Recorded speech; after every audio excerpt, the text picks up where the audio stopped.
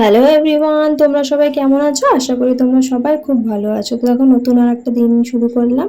তো ঘুম থেকে উঠে আমি ফ্রেশ হয়ে নিয়েছি। ভেবেছিলাম ছেলেকে ডাকবো না, আমি স্নান করে পুজো দেবো তারপর ওকে ডাকবো, কিন্তু বাবু আজকে তা নিজেই উঠে গেছে তাড়াতাড়ি।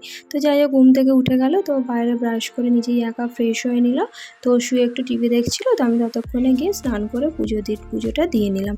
তো পুজো দেওয়ার পর দেখো আবার সেই পাগলামো। চশমা পরা, মোজা পরা, ঘড়ি পরা, এগুলো এত ভালোবাসে, আর ফুল জিন্সের প্যান্ট পরা, তো এগুলো এত ভালোবাসে কি বলবো। তো দেখো তারপর ওর পাগলামো হয়ে যাওয়ার পর আমরা দুজনেই একটু চা বিস্কুট খেয়ে নিলাম, ছেলেকে বিস্কুট খাইয়ে দিলাম। তো তারপর সেদিনকে তোমরা তো দেখেইছো যে আমি সেদিনকে বড় মার কাছে পুজো দিতে গেছি, সেখান থেকে মায়ের একটা সিঁদুর দিয়েছিল, তো সেই সিঁদুরটাই ঢেলে নিলাম। তারপর দেখো সেই আবার রোজকার দিনের আমি রেডি হয়ে নিচ্ছি। তো এটা তো আমার ডিউটি, রোজকার এটা তো আমাকে করতেই হবে। বেলায় খেয়ে দিয়ে টিফিন নিয়ে একদম রেডি সেডি হয়ে বেরিয়ে পড়া। আজকালকার বাচ্চারা তো বাইরের খেলা সেরকম জানেই না, সবাই খালি মোবাইলেরই গেম জানে। তো তাও এই রোদ্দুরের মধ্যে ছেলে খেলবে বলছিল, ওই জন্য ওকে একটু বাইরে খেলতে দিলাম। আর সামনের দুই দাদার ছেলে এসেছিল, তো ওরা তিনজন মিলে খেলা করছিল। তো দেখো যেহেতু খেলা করছিল ওই জন্য আমাকে কিন্তু পাত্তাই দিল না ছেলে। বিকেলবেলায় পড়া থাকে না আঁকা থাকে, তো এই সময়টাই ওর জন্য খেলার সময়।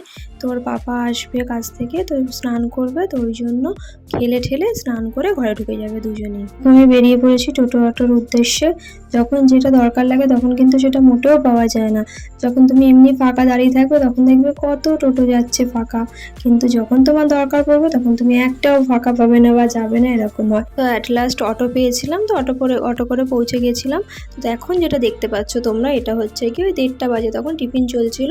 তো সেই সময় বেরিয়েছিলাম তো একটা রিপোর্ট আনতে ভারতী থেকে। একজন রিপোর্টটা আনতে দিয়েছিল, তো ইয়াসমিন ফাঁকাই বসেছিল, তোকে বললাম চলো তাহলে আমার সাথে একটু ঘুরে আসবে। 5 মিনিট সময় লাগলো ওখান থেকে রিপোর্টটা নিতে। তারপর দেখো আমরা আবার অফিসের উদ্দেশ্যে যাচ্ছি।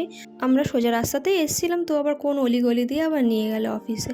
তো দেখো অফিসে গিয়ে কাজবাজ সেরে আবার বাড়ি পৌঁছে গেলাম, বাড়িতে চলেও এসেছি। তো এসে দেখো আজকে শ্যাম্পু করে নেব। তো বললাম না আমি বিকেলেই বেশিরভাগ শ্যাম্পু করি, তো আজকে সেই শ্যাম্পু করার দিন।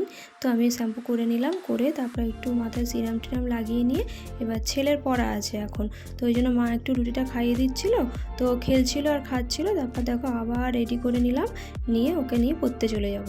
কিন্তু এই বয়সে স্কুলে যাওয়া স্টার্টও করিনি, কিন্তু ওদের তো স্কুলে যাওয়া স্টার্ট, পড়াশোনার কত চাপ। আমি ভিডিও করছিলাম বলে লজ্জা পাচ্ছিল আর মুখটা ঢাকার চেষ্টা করছিল, আমাকে বলছিল বন্ধ করো।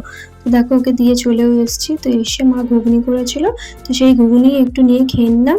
তো ঘুগনিটা খেয়ে পোষালো না, তাই জন্য আবার পরে একটু চা খেয়ে নিলাম, একটু শুয়ে রেস্ট নিচ্ছিলাম। তো তারপর টাইম হওয়ার পর আবার ছেলেকে আনতে গেলাম। তো ছেলেকে আনতে গিয়ে আবার দেখো ওখানে শাড়ি নাইটি দেখছিলাম, তো ওখান থেকে শাড়ি নাইটি দুটোই নিয়েছি। তো নিয়ে তারপর চলে এসেছি বাড়িতে। তো এসে ছেলেকে খাইয়ে নিলাম, নিয়ে তারপর আবার কাজ আছে অনেক। দেখো বিছানার চাদর পাল্টানো, চাদরটাও যেন তো বেশিরভাগ রাত্রেবেলাতেই পাল্টে রাখি, কারণ দিনের বেলা সময় হয় না। আর কোনো সময় বিশেষ তখন দিনের বেলা পাল্টানো হয়। তো দেখো এই ঘরের বিছানার চাদর পাল্টে নিয়েছি, তো এই ঘরেও পাল্টে নিলাম। তারপর ফ্রেশ হয়ে নিয়েছি, এবার শুয়ে পড়বো। তো আজকের ভিডিওটা এই পর্যন্তই। তো ভালো লাগলে অবশ্যই লাইক করো, কমেন্ট করো আর ভিডিওটা শেয়ার করো। টাটা।